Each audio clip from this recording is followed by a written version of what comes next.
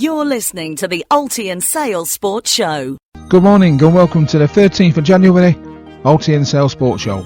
My name is Kevin Thompson and coming up on this week's show, the football referee's view on the new law on offside for this year, Altrincham football's fans' view on the season, post-match interviews from Timperley v Alderley Edge North Hockey Premier Division match, and match reports on squash, rugby, ice hockey and badminton.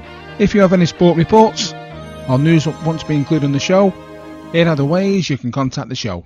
Contact the show by email altyandsalesport@gmail.com, Twitter @AltySport, Facebook Alty Sales Sport, telephone 07973 678 425. Football report. Altrincham's game against second place Telford was called off on Saturday after continuous rain on Friday night and Saturday morning made the pitch waterlogged and unplayable.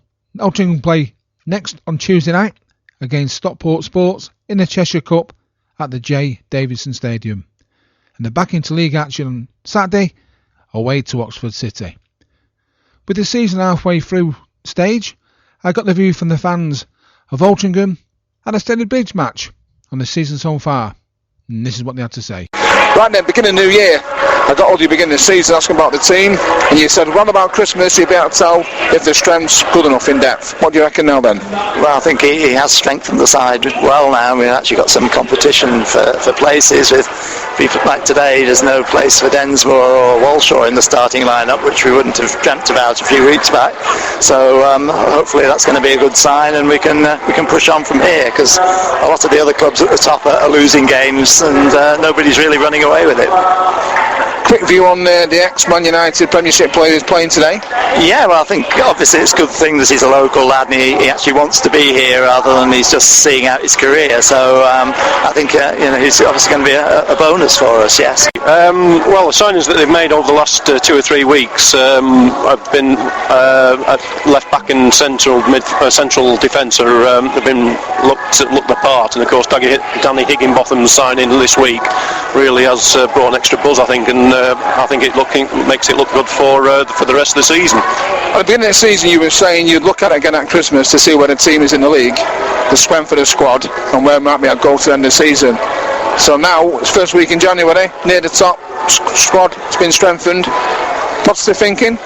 Certainly, yeah. I think as far as the season so far, it's been a bit inconsistent, and any team that can string together a decent run of results can certainly win this league, because there's nobody that's running away with it as it has been in the past 2 or 3 seasons. So there's no reason why they can't actually win the championship this year, although obviously I think most Altrincham supporters would accept a playoff place. I caught up with Altrincham's new signing Danny Higginbottom and asked him what his experience is like playing in an international game.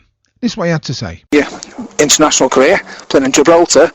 How was that experience been for you? It was unbelievable. We played Slovakia in the Algarve, and it was a great experience. I didn't know what to expect when I got there, but the professionalism of it was excellent, and then, like I say, getting out there, the way that we were treated was absolutely brilliant. You can see that they're trying to do everything the right way, so they can get things right on the pitch. And like I say, the result that we got against Slovakia was great, and I guess it made a lot of people sit up and take him seriously, which is great. Big thank you to Danny there for telling us about what it's like playing in national team. Next on the Alty and Sale Sports Show, the latest on our local teams in rugby and squash. That's straight after this break. You're listening to the Alty and Sale Sports Show. Having a party? Why not hold your celebration at Timperley Sports Club? Having a birthday, wedding or anniversary? We can cater for up to 100 guests with a late bar by agreement. Our function room is available for corporate, business presentations and sports days. Included is the use of our sports outfield and floodlit five-a-side pitches. Contact Simon or Jane at Timperley Sports Club on 0161 980 4397. Celebrate your party at Timperley Sports Club. Looking for a local friendly restaurant for your meal this Christmas? The Little Italy in Timperley has menus to suit all budgets, ideal for your group or small office Christmas party. Weekly specials and a Christmas menu are now available. All meals are homemade and we are now open lunchtimes. Our early bird menu includes a starter, main course, dessert and a glass of wine for $17.95. Available Monday to Thursday 6 till 8, Friday 6 till 7 and Sunday 5 to 7 p.m. Sunday traditional roast beef dinner is also available 12 to 2 at $6.95. We're now taking New Year's Eve bookings, 4 courses and a glass of champagne for only $39.95. To book a table for your night out, call 0161 980 5987. Happy Christmas from everyone at the Little Italy. Get your advert produced and broadcast on the weekly show. Starting rates from as little as £25 a week. Contact Kevin on 079 736 78425. Contact the show by email altyandsalesport@gmail.com, Twitter @AltySport, Facebook Alty Sales Sport, telephone 07973 678 425. Welcome back to the Alty and Sales Sports Show. Next is our local news from the rugby teams. Sale FC continue to put the pressure on leaders Huddersfield in the National North Free Table with a 45-13 away win at Fairwood Waterloo on Saturday. They stay 7 points behind the leaders in second place. Sale scored 7 tries, going into half-time 33 points to 8 in the lead. Chris Mayer, Jonathan Keep, Ben Stelmazek, Jack Morehouse with 2 tries, John O'Donnell and Henley Platt with the try scorers. Trafford MV, our other local team, had their North Lancs Division Watch match against St Edward Old Boys postponed due to the waterlogged pitch. But this Saturday sees Trafford MB, who are now in 4th place. Trafford MB need to win on Saturday to keep up their promotion challenge. Sale back into league action against Morley on the 25th of January. Our local teams went back into action last week after Christmas break in the North West County Squash League. Division 1 champions and top of table Bowden beat local rivals and bottom of the table Brooklands by 20 points to 2 to keep them 37 points at the top of the table in front of second place for Grove Park. This Tuesday sees Bowden face a tough away match at third place to Northern, who will be out to give Bowden their first defeat of the season. Match report and interviews from this match will be on next week's show. Next on a sports show, the football referee's view.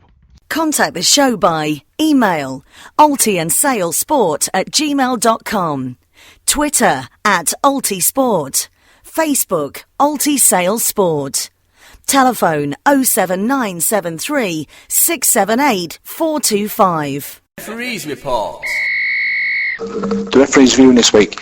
We've got Rob Byrne, our local referee, discussing a couple of points. First point was the Newcastle v Man City match. So first of all, good morning, Rob. Morning, Kevin. Right, Rob, this goal what Newcastle scored but was disallowed. Can you just explain why it was not allowed and also which law it comes under? Right.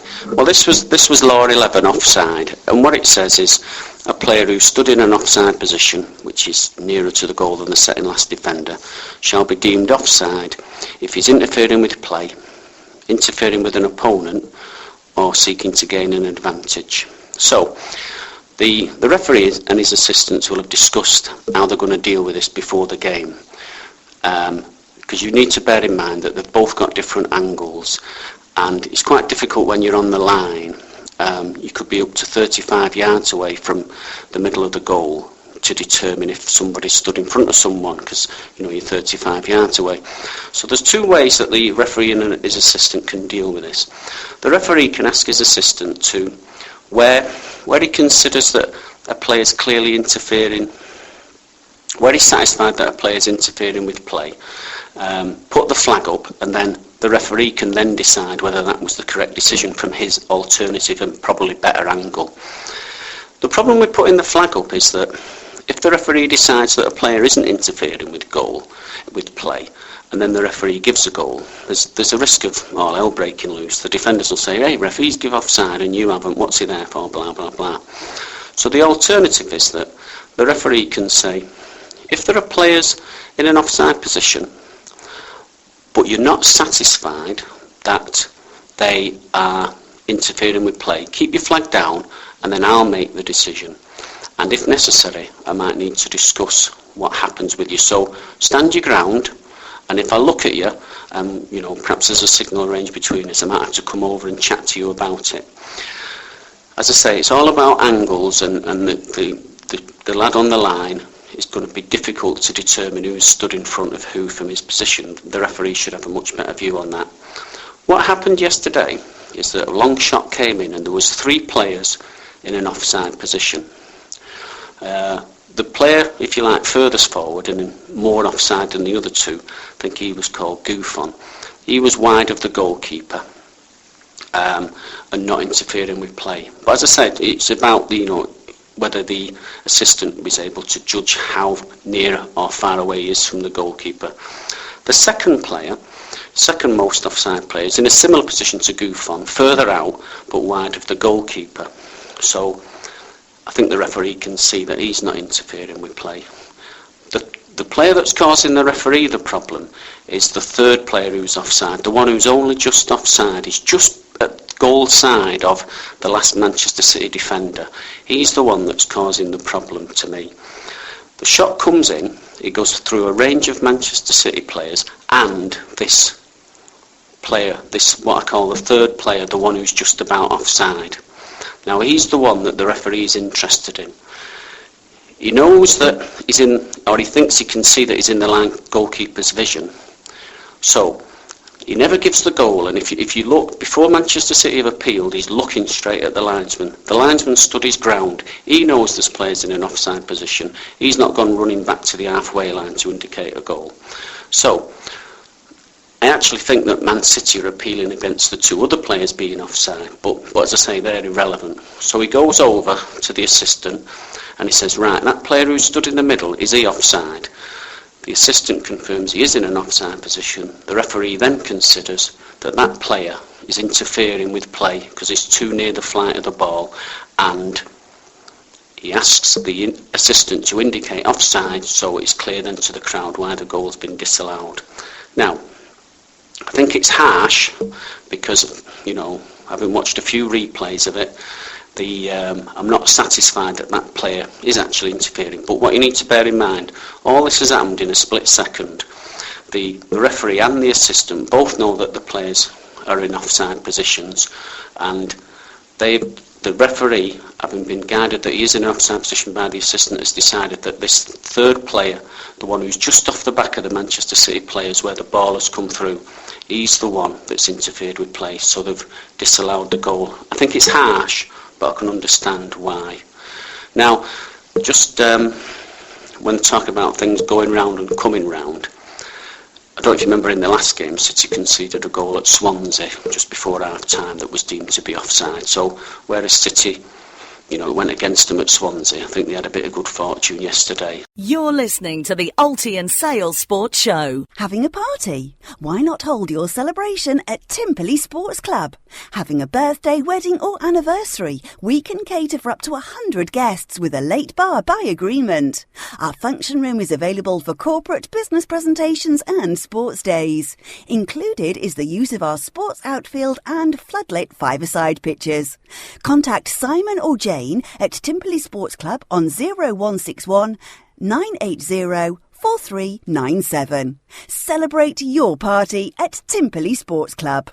Looking for a local friendly restaurant for your meal this Christmas? The Little Italy in Timperley has menus to suit all budgets, ideal for your group or small office Christmas party. Weekly specials and a Christmas menu are now available. All meals are homemade and we are now open lunchtimes. Our early bird menu includes a starter, main course, dessert and a glass of wine for $17.95. Available Monday to Thursday 6 till 8, Friday 6 till 7 and Sunday 5 to 7 p.m. Sunday traditional roast roast beef dinner is also available 12 to 2 at £6.95. We're now taking New Year's Eve bookings, 4 courses and a glass of champagne for only £39.95. To book a table for your night out, call 0161 980 5987. Happy Christmas from everyone at the Little Italy.